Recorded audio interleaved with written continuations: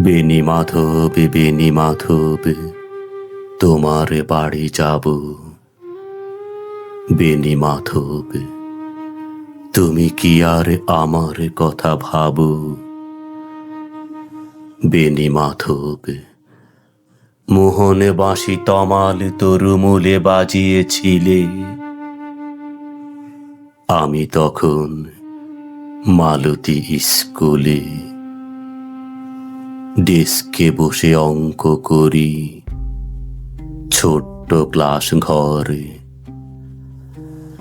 বাইরে দিদিমণির পাশে দিদিমণির বর। আমি তখন নবম শ্রেণী, আমি তখন শাড়ি। আলাপ হলো বেনি মাধব সুলেখাদের বাড়ি।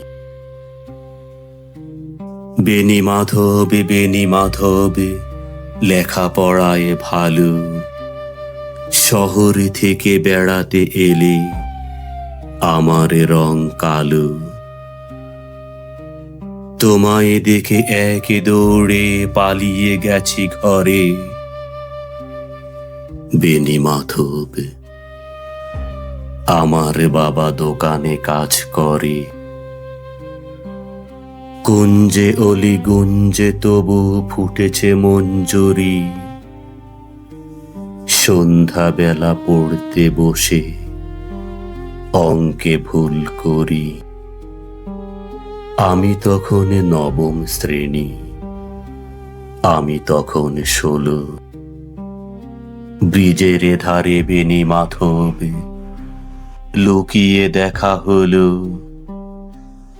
বেনি মাধব এতদিনের পরে সত্যি বলো, সেসব কথা এখনো মনে পড়ে? সেসব কথা বলেছ তুমি তোমার প্রেমিকাকে। আমি কেবল একটি দিন তোমার পাশে তাকে দেখেছিলাম আলোর নিচে অপূর্ব সে আলো। স্বীকার করি দুজনকেই মানিয়েছিল ভালো। জড়িয়ে দিল চোখ আমার, উড়িয়ে দিল চোখ। বাড়িতে এসে বলেছিলাম ওদের ভালো হোক। রাতে এখন ঘুমাতে যাই একতলার ঘরে। মেঝের উপরে বিছানা পাতা, জ্যোৎস্না এসে পড়ে।